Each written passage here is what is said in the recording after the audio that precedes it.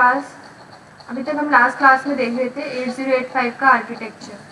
हम लोग क्या पढ़ रहे थे? 8085 का आर्किटेक्चर। 8085 माइक्रो प्रोसेसर बेसिकली होता क्या है? ये आपका 8 बिट माइक्रो प्रोसेसर होता है जो आपके एक टाइम पे 8 बिट के डेटा को प्रोसेस कर सकता है। वो क्या कहलाता है? आपका 8085 माइक्रो प्रोसेसर। अब हम इसका देखते हैं आर्किटेक्चर। आर्किटेक्चर इसमें क्या क्या होता है, इसके इंटरनल आर्किटेक्चर्स में क्या क्या कंपोनेंट्स होते हैं और हर कंपोनेंट्स का क्या क्या वर्किंग होती है, ये सब हम समझ लेते हैं। उसको अभी हम कंटिन्यू करने वाले हैं। सबसे पहले हम देखते हैं ये वाला ब्लॉक।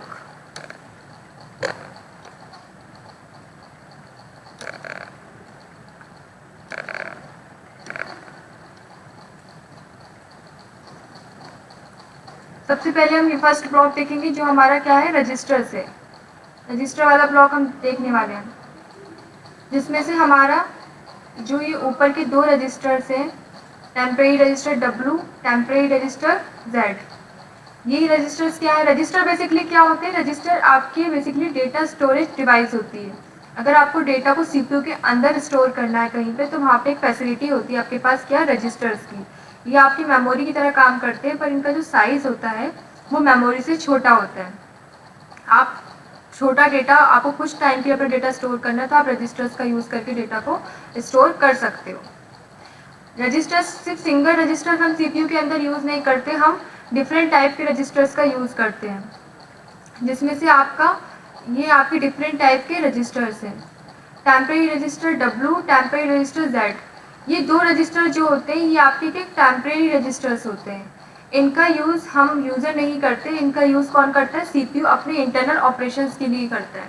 अगर CPU को इंटरनल ऑपरेशंस परफॉर्म करना है तो वो इन टेम्परेरी रजिस्टर का यूज़ करके कर सकता है। उसके बाद आपके आते हैं ये B, C, D, E, H, L। ये आपके आते हैं 6 general purpose registers. B, C, D, E, H, L ये क्या है? आपके जनरल पर्पस रजिस्टर्स हैं। इन रजिस्टर का यूज़ आप कोई भी वैल्यू स्टोर करने के लिए कर सकते हो। अगर आप कोई डेटा मेमोरी से लेके आ रहे हो तो आप इन रजिस्टर्स में लाके उसको स्टोर कर सकते हो। थर्ड आपका आता है स्टैक पॉइंटर। स्टैक पॉइंटर क्या करता है? स्टैक क्या होता है? स्टैक पॉइंटर समझने से पहले हमें पता होना चाहिए कि स्टैक क्या होता है। स्टैक भी हमारे कंप्यूटर सिस्टम में एक तरीके की मेमोरी होती है। स्टैक क्या है? हमारे कंप्यूटर सिस्टम में एक तरीके की मेमोरी होती है जिसका यूज़ हम डेटा को स्टोर करने के लिए करते हैं। पर जो इस मेमोरी का प्रिंसिपल होता है वो नॉर्मल मेमोरी के प्रिंसिपल से थोड़ा डिफरेंट होता है। ये जो होता है स्टैक, ये आपका लिफो पे काम करता है। आपका जो स्टैक का प्रिंसिपल है वो क्या है? लिफो है। लिफो मतलब last in first out. Last in first out आपका क्या है? लिफो का प्रिंसिपल है।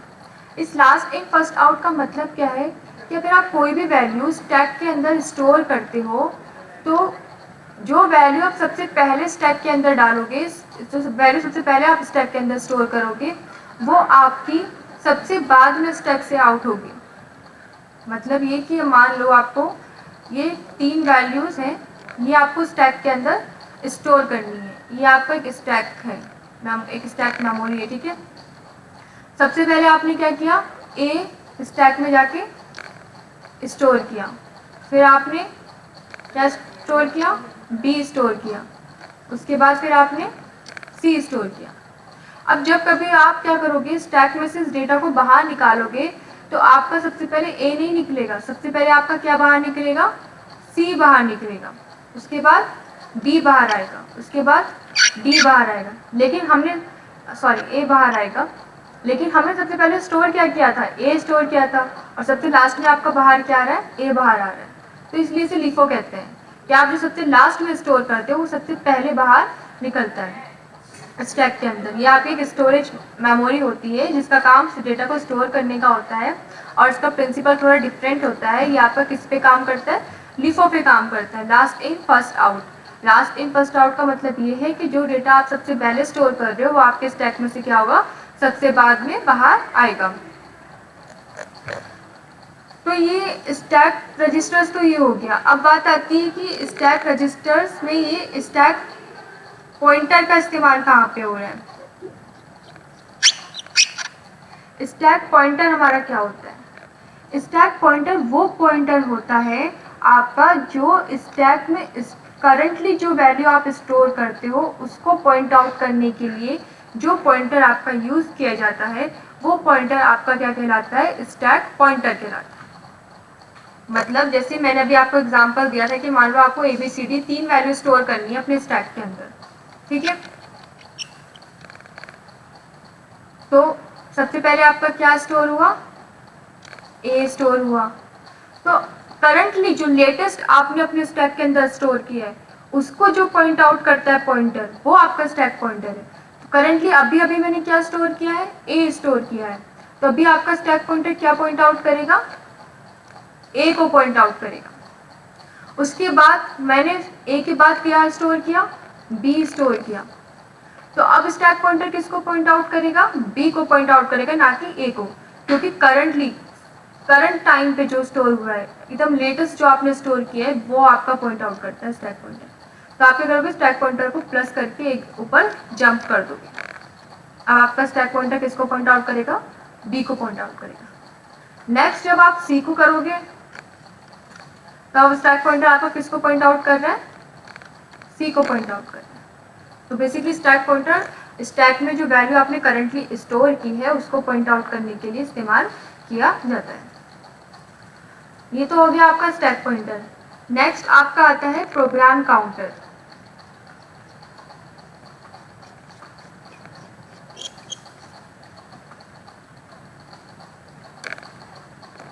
नेक्स्ट आपका आता है प्रोग्राम काउंटर। प्रोग्राम काउंटर क्या होता है? प्रोग्राम काउंटर आपका बेसिकली यूज किया जाता है आप जो एड्रेस आप करंटली एग्जीक्यूट कर रहे हो, जो इंस्ट्रक्शंस आप करंटली एग्जीक्यूट कर रहे हो और करंट इंस्ट्रक्शंस के बाद जो आप नेक्स्ट इंस्ट्रक्शन को एग्जीक्यूट करने वाले हो, करंट इंस्ट्रक्शंस के बाद जो नेक्स्ट एग्जीक्यूट होने वाला है उसका क्या एड्रेस होगा मेमोरी में, उस एड्रेस को कौन होल्ड करके रखता है? आपका प्रोग्राम काउंटर। प्रोग्राम काउंटर का बेसिकली काम क्या होता है कि आपका जो इंस्ट्रक्शन एग्जीक्यूट होने वाला है इन फ्यूचर जो इंस्ट्रक्शन आपका एग्जीक्यूट होने वाला है जस्ट, उसका क्या एड्रेस होगा वो आपका प्रोग्राम काउंटर के अंदर स्टोर रहता है। इसको शॉर्ट फॉर्म में PC कहते हैं, जिसका काम क्या है? स्टोर करना, टू स्टोर नेक्स्ट इंस्ट्रक्शंस, जो इंस्ट्रक्शंस आपका नेक्स्ट आपका एग्जीक्यूट होने वाला है उसका क्या एड्रेस होगा।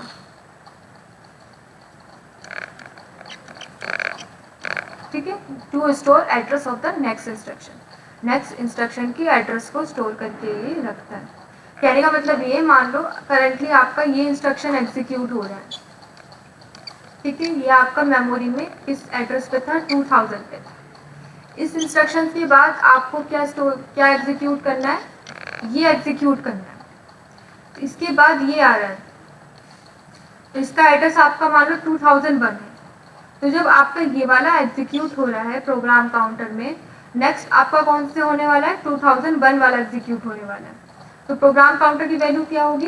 2001। तो ये आपका बेसिकली प्रोग्राम काउंटर जो यूज किया जाता है, आपका जो इंस्ट्रक्शन एग्जीक्यूट हो रहा है करंटली, उसके बाद जो नेक्स्ट एग्जीक्यूट होने वाला है उसका क्या एड्रेस होगा, उसको स्टोर करने के लिए आपका प्रोग्राम काउंटर यूज किया जाता है। ये आपके ऊपर वाले टेम्परेरी रजिस्टर्स होते हैं WZ। ये आपके जो 6 रजिस्टर्स हैं ये आपके जनरल पर्पस रजिस्टर्स होते हैं। स्टैक पॉइंटर आपका बेसिकली पॉइंट आउट यूज किया जाता है पॉइंट आउट करने के लिए स्टैक की करंट वैल्यू को। प्रोग्राम काउंटर बेसिकली यूज किया जाता है आपका जो इंस्ट्रक्शन आप एग्जीक्यूट करने वाले हो उसके एड्रेस को स्टोर करने के लिए। इंक्रीमेंटर और डिक्रीमेंटर क्या होता है? इंक्रीमेंटर डिक्रीमेंटर बेसिकली आपका यूज किया जाता है इंक्रीमेंट और डिक्रीमेंट करने के लिए स्टैक पॉइंटर और प्रोग्राम काउंटर की वैल्यू। अभी मैंने आपको बताया था कि स्टैक पॉइंटर जो होता है आपका करंट वैल्यू को पॉइंट आउट करता है। अगर यहाँ पे ए स्टोर किया अभी आपने करंटली, तो एस पी क्या करेगा, इसको पॉइंट आउट करेगा। जब आप बी स्टोर कर दोगे तो एस पी को किसको पॉइंट आउट करना है, बी को पॉइंट आउट करना है। तो बी को पॉइंट आउट करने के लिए एस पी को क्या करना पड़ेगा, एक लोकेशन ऊपर जाना पड़ेगा। तो आपको एस पी की वैल्यू में क्या करना पड़ेगा, प्लस करना पड़ेगा, यानी कि एक का इंक्रीमेंट करना पड़ेगा। जब आप एक का इंक्रीमेंट करोगे तो एस पी आपका कहाँ पहुँच जाएगा, बी पे पहुँच जाएगा। तो ये आप जो इंक्रीमेंट कर रहे हो कैसे हो रहा है, ये आपकी इंक्रीमेंटर की हेल्प से हो रहा है, ठीक है। तो इंक्रीमेंटर इसलिए यूज किया जाता है। प्रोग्राम काउंटर में भी इंक्रीमेंटर यूज हो रहा है आपका। प्रोग्राम काउंटर करंटली मान लो इस इंस्ट्रक्शन, ये वाला इंस्ट्रक्शन आप एग्जीक्यूट करने वाले हो, इसका एड्रेस आपका 2000 है, ठीक है। तो अभी प्रोग्राम काउंटर में क्या वैल्यू है, 2000 है। इस जब ये वाला इंस्ट्रक्शन एग्जीक्यूट होने लगा, उसके बाद नेक्स्ट आपको ये वाला इंस्ट्रक्शन एग्जीक्यूट करना है। तो इसका एड्रेस क्या है, जस्ट इसका एक प्लस है। एड्रेस आपके हमेशा सीक्वेंस में होते हैं, सीक्वेंस में इंक्रीज होता है, 0 होगा, 1 होगा, 2 होगा, ऐसे 3 होगा। तो आप क्या करोगे, पूरा एड्रेस ना लिख के बल्कि प्रोग्राम काउंटर की वैल्यू जो करंट है उसमें क्या कर दोगे, एक का इंक्रीमेंट कर दोगे। तो आपका नेक्स्ट एड्रेस क्या बन जाएगा, 2001, ठीक है। तो ये इंक्रीमेंट भी कौन कर रहा है, आपका इंक्रीमेंटर कर रहा है। अच्छा, आपका जो स्टैक पॉइंटर होता है उसमें आपके दो तरीके के ऑपरेशंस होते हैं।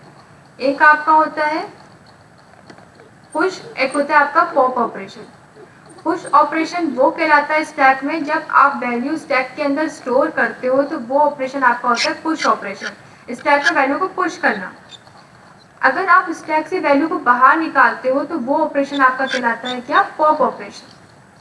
तो जब आप स्टैक में कोई वैल्यू स्टोर करते हो, पुश करते हो, तो आप हमेशा स्टैक पॉइंटर की वैल्यू को क्या करते हो, इंक्रीमेंट करते रहते हो। जैसे जैसे वैल्यू स्टोर करते रहते हो वैसे स्टैक पॉइंटर की वैल्यू क्या होती रहती है, आपकी इंक्रीमेंट होती रहती है। लेकिन पॉप ऑपरेशन में क्या होता है, पॉप ऑपरेशन में आपको स्टैक पॉइंटर की वैल्यू को क्या करना पड़ता है, डिक्रीमेंट करना पड़ता है। कैसे, देखो, स्टैक पॉइंटर में आपका ये स्टोर है, करंटली आपने ए स्टोर किया था, तो स्टैक पॉइंटर किसको पॉइंट आउट कर रहा था, ए को पॉइंट आउट कर रहा था। अब आपको ये करना है, इन वैल्यूज को बाहर निकालना है। आपने ए को बाहर निकाल दिया, ठीक है। उसके बाद आपका स्टैक पॉइंटर जब ए की खाली हो गई लोकेशन, तो स्टैक पॉइंटर किसको पॉइंट आउट करेगा, इसके बाद वाली वैल्यूज को जो इससे पहले स्टोर हुई थी, ठीक है। तो स्टैक पॉइंटर क्या है, नीचे जा रहा है, तो आपको क्या करना पड़ेगा, उसमें डिक्रीमेंट करना पड़ेगा। तो अब वो किसको पॉइंट आउट करेगा, बी को। और आपने बी को भी बाहर निकाल दिया, तो अभी दोनों लोकेशन खाली हो गई, इसमें कुछ नहीं, तो अब वो किसको पॉइंट आउट करेगा, सी को पॉइंट आउट करेगा। तो आपको करना पड़ेगा स्टैक पॉइंटर की वैल्यू को डिक्रीमेंट करना पड़ेगा। तो ये डिक्रीमेंट करने के लिए जो आप यूज कर रहे हो वो क्या, आपका डिक्रीमेंटर है।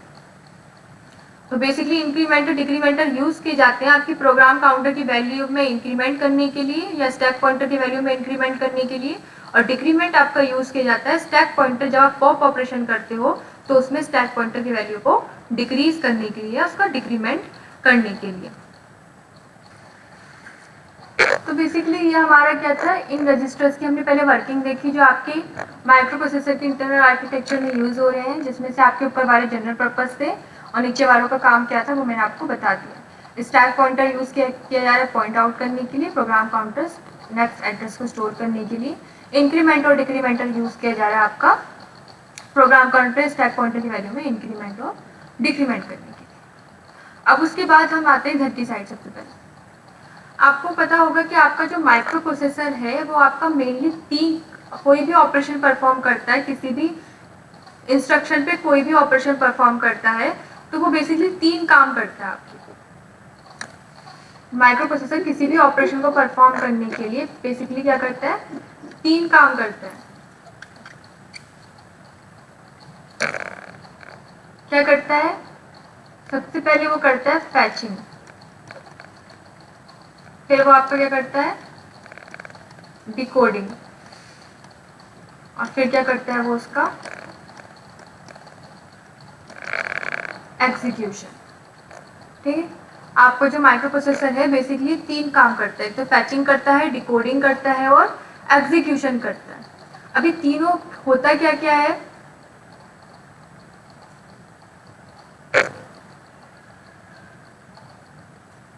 तीनों ऑपरेशन होते क्या क्या है, फैचिंग, डिकोडिंग एंड एग्जीक्यूशन। तो बेसिकली आपका जो माइक्रो प्रोसेसर होता है वो 3 ऑपरेशन करता है, फैच करता है, डिकोड करता है और एग्जीक्यूशन करता है। अभी फैच, डिकोड और एग्जीक्यूशन होता है क्या है, सबसे पहले हम इसको जान लेते हैं। ठीक है, मान लो आपने अपने कंप्यूटर सिस्टम को ये इंस्ट्रक्शन दिया कि आप क्या करवाना चाहते हो, एडिशन करवाना चाहते हो 2 and 3 का। अपने कंप्यूटर सिस्टम से क्या करवाना चाहते हो आप, एडिशन कराना चाहते हो 2 and 3 का। तो जब आपने इनपुट डिवाइस से ये इंस्ट्रक्शन जब दिया तो ये इंस्ट्रक्शन आपका जाके कहाँ स्टोर हो जाएगा, मेमोरी में किसी भी एक लोकेशन पे जाके ये आपका जो भी आप चाहते हो उस पर जाके ये स्टोर हो जाएगा।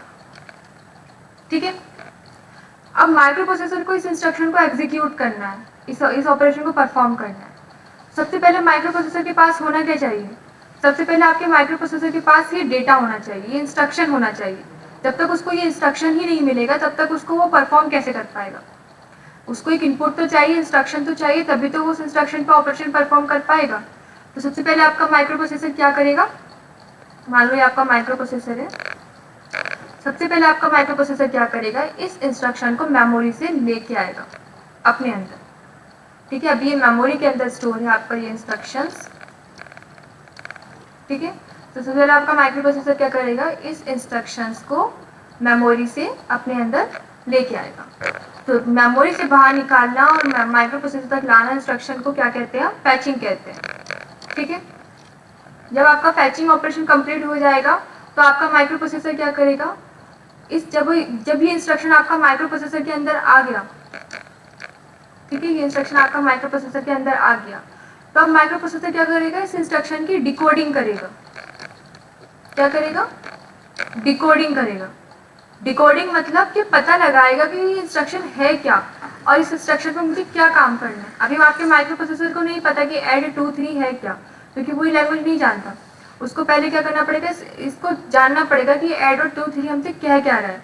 जब वो उसकी डिकोडिंग कर लेगा तो उसे पता चल जाएगा कि उसको क्या करना है, उसको एडिशन परफॉर्म करना है 2 and 3 का। तो आपका माइक्रो प्रोसेसर क्या करेगा, जब डिकोडिंग कंप्लीट हो जाएगी तो वो नेक्स्ट स्टेप क्या करेगा, डिकोडिंग के बाद इसको एग्जीक्यूट करना शुरू कर देगा। तो ये 3 काम आपका माइक्रो प्रोसेसर करता है जब भी आप उससे कोई ऑपरेशन परफॉर्म कराना चाहते हो। सबसे पहले वो क्या करता है, इंस्ट्रक्शन को फैच करता है मेमोरी से, फिर उस इंस्ट्रक्शन को वो डिकोड करता है, देन डिकोड करने के बाद वो क्या करता है, उस इंस्ट्रक्शन को एग्जीक्यूट करता है। ठीक है, तो मान लो अब आपका इंस्ट्रक्शन जो है मेमोरी में स्टोर है। मैंने आपको बताया इंस्ट्रक्शन आपके मेमोरी में स्टोर रहते हैं। ठीक है, मान लो मैं एग्जांपल 2 and 3 का ले लेती हूँ, ये आपका मेमोरी में स्टोर है। अब इंस्ट्रक्शंस को मुझे एग्जीक्यूट करना है। सबसे पहले मैं क्या करूँगी, इस इंस्ट्रक्शन को फैच करूँगी। फैच करने के बाद वो इंस्ट्रक्शन आपका क्या हो जाएगा, माइक्रो प्रोसेसर में आके स्टोर हो जाएगा। तो जो इंस्ट्रक्शन आप मेमोरी से फैच करके माइक्रो प्रोसेसर के अंदर लाते हो, वो इंस्ट्रक्शन आपके माइक्रो प्रोसेसर में किस जगह पे जाके स्टोर होते हैं, वो आपके माइक्रो प्रोसेसर में स्टोर होते हैं जाके इंस्ट्रक्शन रजिस्टर्स के अंदर। ठीक है, जो इंस्ट्रक्शन आप मेमोरी से फैच करके माइक्रो प्रोसेसर के अंदर लाते हो, वो इंस्ट्रक्शन आपके जाके स्टोर होते हैं इंस्ट्रक्शन रजिस्टर्स के अंदर। फिर आप उस इंस्ट्रक्शन रजिस्टर्स जब आपने मेमोरी से फैच कर लिया, फिर आपको क्या काम करना होता है, उसको डिकोड करना होता है। तो डिकोडिंग आप कैसे करते हो, इंस्ट्रक्शन डिकोडर की हेल्प से। क्या लगा होता है आपके माइक्रो प्रोसेसर के अंदर, इंस्ट्रक्शन डिकोडर लगा होता है, जिसका काम क्या होता है कि जो भी इंस्ट्रक्शन आया उसकी डिकोडिंग करके माइक्रो प्रोसेसर को ये बता दे कि उस पर क्या काम करना है। जब डिकोडिंग कंप्लीट हो जाती है तो उसके बाद आप क्या करते हो, ये सिग्नल आप कंट्रोल यूनिट को भेज देते हो।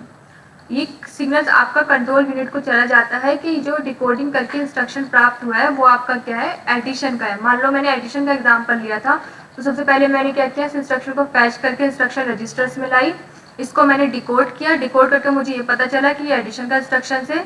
तो फिर इस इंस्ट्रक्शन को हमने क्या किया, टाइमिंग कंट्रोल यूनिट को बता दिया कि एडिशन परफॉर्म करना है।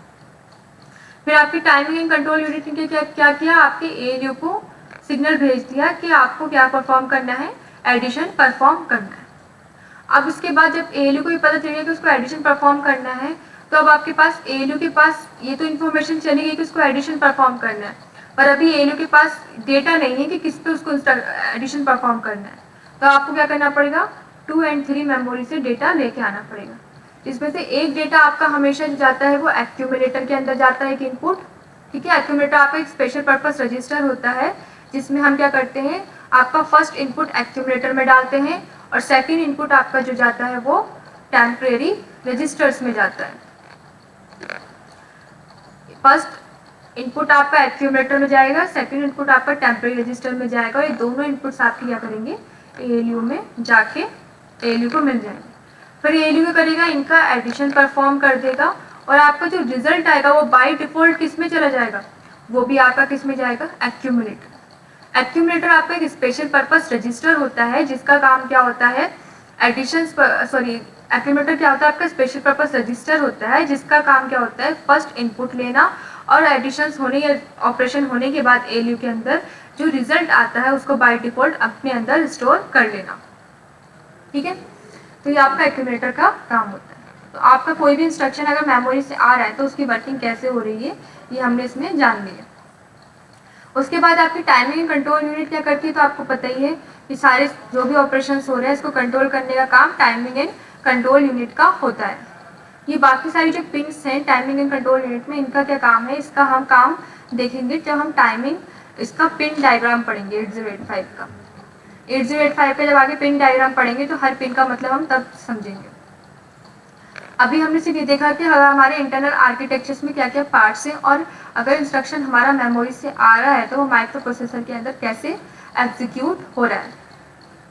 अच्छा, ऊपर से कुछ दे रखे हैं आपके interrupt controller and serial input output controller. इनका क्या काम है,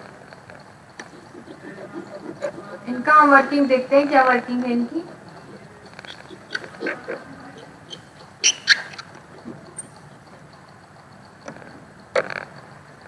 serial input output control basically use किया जाता है जो आपकी पेरिफेरल डिवाइसेस होती हैं जब वो आपके माइक्रो प्रोसेसर से कम्युनिकेशन करती हैं। पेरिफेरल डिवाइसेस मतलब जो आप इनपुट आउटपुट डिवाइसेस कनेक्ट करते हो अपने माइक्रो प्रोसेसर से, वो डिवाइसेस आपकी क्या कहलाती है, पेरिफेरल डिवाइसेस कहलाती हैं। तो जब कोई इनपुट डिवाइस अपना डेटा भेजती है माइक्रो प्रोसेसर को तो वो सीरियल फॉर्म में भेजती है। आपका जो डेटा आता है पेरिफेरल डिवाइसेस से या इनपुट आउटपुट डिवाइसेस से वो सीरियल फॉर्म में आता है। तो वो सीरियल डेटा कहाँ से एक्सेप्ट होता है, आपका सीरियल इनपुट आउटपुट कंट्रोल से। सीरियल इनपुट आउटपुट कंट्रोल का काम क्या है, डेटा सीरियली एक्सेप्ट करना, देन उसको पैरेलल में कन्वर्ट करके हमारे माइक्रो प्रोसेसर को दे देना। एसओडी क्या होता है, जो भी माइक्रो प्रोसेसर मान लो आउटपुट डिवाइस को डेटा भेजना चाह रहा है, एसओडी क्या करेगा, माइक्रो प्रोसेसर आउटपुट डिवाइस को डेटा भेजना चाहता है तो माइक्रो प्रोसेसर तो पैरेलल में डेटा ट्रांसफर करेगा, लेकिन आपकी जो आउटपुट डिवाइस है वो सीरियल में उसको रिसीव करेगी। तो आपका सीरियल इनपुट आउटपुट कंट्रोल क्या करता है, पहले उस पैरेलल डेटा को सीरियल में कन्वर्ट करता है, देन एसओडी पिन से उस आउटपुट डिवाइस को डेटा सीरियल फॉर्म में दे देता है, ठीक है। तो ये आपका एसओडी पिन का काम है। उसके बाद आपके आते हैं कुछ इंटरप्ट कंट्रोलर।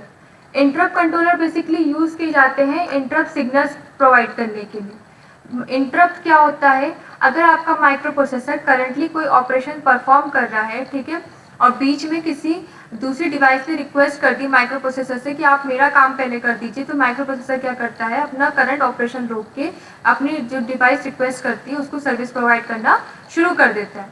तो वो जो दूसरी डिवाइस बीच में माइक्रो प्रोसेसर को इंटरप्ट करती है वही आपका कहलाता है इंटरप्ट कहलाता है। इंटरप्ट आपके कई तरीके की जनरेट हो सकते हैं, जिसमें से हमारे 6 इंटरप्ट हैं, INTR, ट्रैप, RST 5 इंटरप्ट है, RST 5.5, RST 6.5, RST 7.5। ये आपके 5 इंटरप्ट हैं, ठीक है, जिसमें INTR इंटरप्ट जो होता है उसकी प्रायोरिटी बाकी सारे इंटरप्ट से सबसे ज़्यादा होती है। अगर INTR जनरेट हो रहा है और बाकी इंटरप्ट भी जनरेट हो रहे हैं तो सबसे पहले INTR को प्रायोरिटी दी जाएगी। INT पिन का मतलब ये होता है कि अगर आपने इंटरप्ट रिक्वेस्ट जनरेट हुई किसी डिवाइस से, माइक्रो प्रोसेसर को वो इंटरप्ट रिक्वेस्ट मिली और उस इंटरप्ट रिक्वेस्ट को माइक्रो प्रोसेसर ने एक्सेप्ट कर लिया, तो वो क्या करती है, इंटरप्ट एक्नॉलेजमेंट भेजते हैं। माइक्रो प्रोसेसर क्या करता है, इंटरप्ट एक्नॉलेजमेंट भेजता है, और वो किस पिन की हेल्प से भेजता है, आपका INTA पिन की हेल्प से भेजता है इंटरप्ट एक्नॉलेजमेंट। जब INTA पिन से इंटरप्ट मिलता है आपके इनपुट आउटपुट डिवाइस को तो वो समझ जाता